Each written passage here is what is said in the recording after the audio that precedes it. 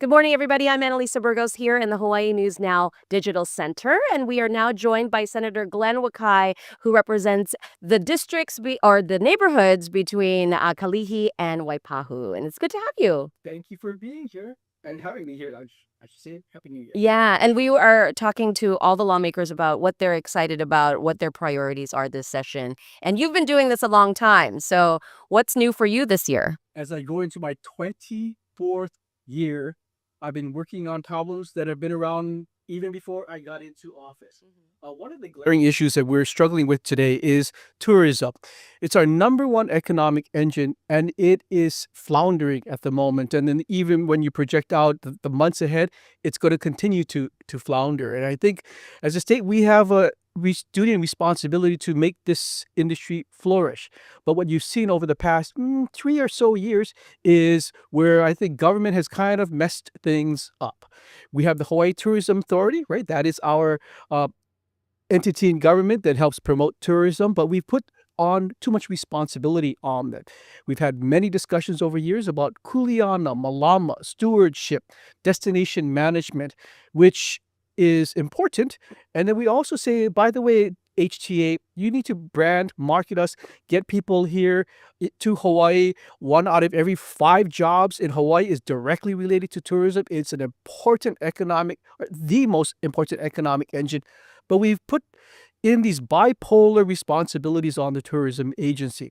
So what I'm proposing is we're going to clean this mess up. That the Hawaii Tourism Authority will continue to get funding for branding and marketing, get people here from the U.S. mainland, Japan, Australia, Canada, and wherever we market to. This responsibility, kuleana stewardship, we're going to put under a new tourism liaison position at the cabinet level for the governor. Because, for example, one of the biggest pain points that locals have with tourism is Airbnbs. I mean, these tourists are walking around in Mililani, walking around in Kailua, walking around in Kalihi, and they shouldn't be there, right? They should be in designated spots. But is really the Hawaii Tourism Authority supposed to be tasked with figuring out the permitting and all that? That is not their kuleana, in my opinion. Another issue is about tourists going and trespassing on places they're not supposed to because they want to get that Picture. that Instagram shot. That's right. Instagram gets in the way of people's rational behavior. And when it comes to enforcement of making sure that they're not there, is that really the Hawaii Tourism Authority's responsibility? So we really got to really have us as government focused on making sure that the right entity, in my opinion, a tourism liaison who can tell the Department of Land and Natural Resources about climate change, about permitting, and then Department of Law Enforcement when people get into reckless behavior. That is not, to me, the responsibility of the Hawaii Tourism Authority. So the bill that I'm proposing will do that. And then So create a separate role, a cabinet level role. correct. A new role. Correct. Okay. And then people always ask, well, how is this going to get funded? The green. Especially now. Exactly. But I'm not asking for a tax increase. But, the green fee that we still haven't figured out how we're going to utilize it, 20% of that figure, which is anywhere between $80 to $100 million. So perhaps $20 million will go to this tourism liaison individual to be able to, even cultural issues, right? Festivals and those types of things can be funded by this individual. And again, HTA focuses purely on getting people here and spending money. Okay, yeah, and you, again, just to backtrack a little bit, the HTA did get scaled back with its authority. Now it's more of an advisory role. And I guess, but I do remember that each country had a liaison, kind of similar to what you're talking about, kind of subject matter expert, like a country expert. We have a marketing contractor. Yeah. Oceania, HTJ, Japan. Korea, Taiwan. What happens to those roles then? So those folks will be funded under HTA because those contractors are focused on getting people from those areas to come to Hawaii. But the liaison would be a much more powerful level. Well, the liaison will have totally different responsibilities. They're about stewardship and destination management. A lot of their responsibilities to make sure you and I are happy with tourists, and I don't have a neighbor next door from Idaho who's renting Airbnb and irritating me, playing music and dumping his grub through my yard. And parking all over the place. I think parking is a huge burden. Those things will be the responsibility of this liaison everything that's not related to advertising and marketing is and touching tourism goes to this particular. Okay, interesting. What's the feedback been like, as you kind of float this idea around? Are people supportive? Oh, well, I've only talked to the tourism sector, right? Okay. Paralyzed hotels, attraction, they all love it because they're all hurting right now. They're feeling that we're really not making inroads in getting tourists back here because HCA has this dual responsibility. I mean, when you put these two almost polar opposite responsibilities, then HCA is going to be a failure at both. We want them to be successful at marketing, and we want this tourism liaison to be successful, keeping you and I, as well as the tourist experience, wonderful. Yeah. Well, and we've been talking again, like you said, with businesses who did not have a very good year last year. Is the outlook any better this year? It's terrible. Yeah, well, how are and it's not really in our control, these larger economic issues of, tariffs and policies that are more at the federal level. So, is there something in your mind that you think can kind of help us on a more local level to generate more income in that aspect of the economy? Well, we need to be strategic in the way we market. So you're right. I mean, Donald Trump's policies are not really friendly. I mean, Canadians don't want to come because of some of his decisions here. Uh, the Japanese, I mean, as you mentioned, the yen devaluation is the biggest reason why they're not coming here.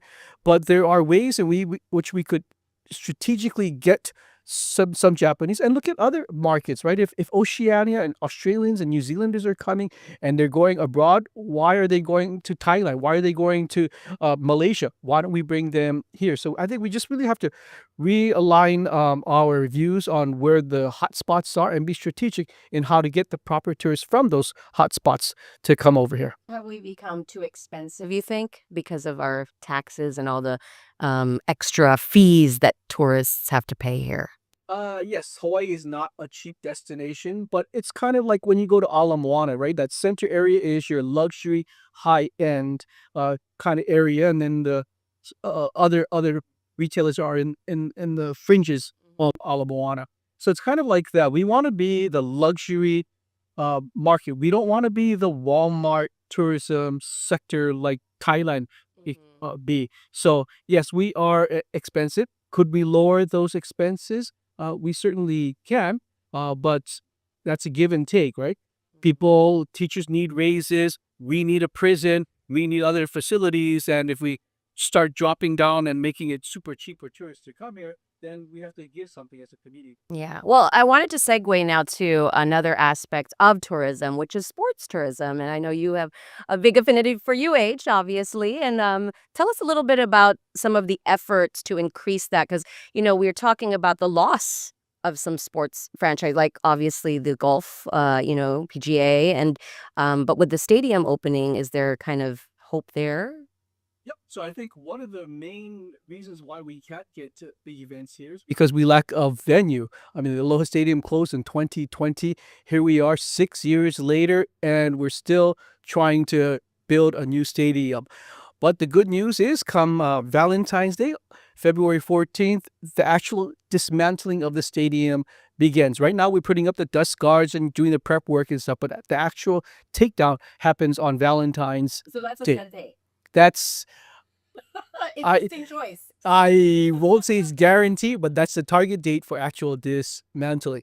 I was assured by the contractor yesterday that we will be done with dismantling in August, and he will be meeting his deadline of building us a new stadium by March of 2029. And what's unique about this project is that if he builds it in June of 2029, there's penalties for him. In most cases, when we have delays, it's called change orders. Somehow in government, change orders are acceptable. Private sector change orders are unacceptable. So we're taking the private sector approach that, Stanford Car, if you don't deliver by March of 2029, there are penalties every month after that for you to not deliver. So it gives him obviously a lot of incentives to get everything all squared away, get the labor, get the materials here on time, and build us a stadium. And that can take care of our sports needs. But let's not also forget there's other community needs. There's a concerts that it could host. There are monster truck events. There are graduations. There are other things that we could utilize that stadium for. And of course, people think the stadium's biggest tenant and only tenant is UH football. It's an important tenant, but remember, UH will play maybe 7 games a year. What are we going to do with the rest of you? 150 The swap meet. Yeah, well, the swap meet's outside, and it continues to today. But I think, need a place to really gather and get the community excited. Okay, and then you were talking about maybe attracting sports from other countries to here, making that I guess a goal so that we can attract more, not just talent to our schools here, but also visitors. Is that a goal? So that's more for the UH athletics and how to assist them in being competitive in this world where all of a sudden we have to pay a guy to throw a ball downfield or towards a catcher. So the entire landscape of college athletics is different. It's unfortunately chasing money. I mean, we have some college football players that are getting paid more than professional football players. The Texas quarterback, Arch Manning, is getting paid $6.7 million. Wow. How in the world does UH compete? I mean, we can offer like free lunch. That's not really alluring to Oh, wow. some kids. So we're not going back to the days where you play for the love of the game. We are going to have to be competitive. And there are 360 D1 programs in America. Hawaii is one of 12 states that has no Fortune 500 companies. So I've conveyed that to Matt Elliott, the AD at UH, that we don't have deep pockets here, and you have a lot of competition for the slice of the mainland corporate pie. You're probably not going to get a bigger slice than what you already have. Let's look at our advantage on the other side of the Pacific and look at the fact that none of the 360 programs I just talked about are going and focusing there. That is our sweet spot. That's our fishing ground of the future. So you might have recalled that we had the most famous Japanese football kicker in America, all American. I'm the one who put Kansei in kanji on the back of his jersey. The UH bookstore could not print enough shirts on the shelves to like keep the fans satisfied with that purchase. All of a sudden, you saw Japanese flags showing up at UH football games.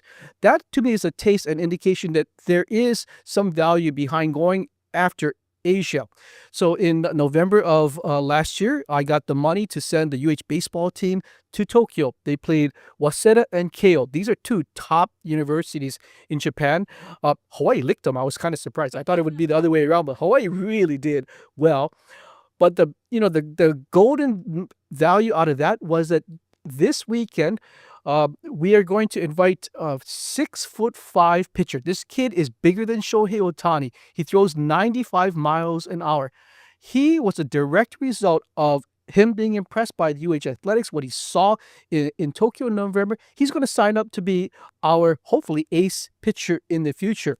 So once we get the athletes coming here, we galvanize around this kid's school, his family, stream the videos of his games live to his community, develop a fan base, and in a few years, I am pretty confident we're going to get corporate money. So you could have Daiso, Toyota, Honda, Mitsubishi, hopefully all advertising on local television as well as at the Les Murakami Stadium. So that's the vision, and we're making inroads. Wow, that's great. So that a good pipeline that no one else is tapping. And how would that, just kind of explain briefly how that would impact our economy, how that's a very good positive, not just for the sports fans and the sports world, but just generally for our state. Yep. So going back to Kansei, driving all of us an interest in fans who perhaps were not interested in that. The Hawaii Bowl, I was trying to work with JTB and HIS. Those are two tour contractors to bring Japanese to watch his final game in the Warrior outfit. Unfortunately, we only have 15,000 seats, and the thing just say no. But if we had a stadium with 25,000 seats, we could have filled it with more Japanese. But still, looking at baseball, we are going to work over the next this upcoming season to bring Japanese fans in. So there is an economic value to UH in addition to, developing a corporate sponsorship. Yeah, and young talent, of course, supporting young talent.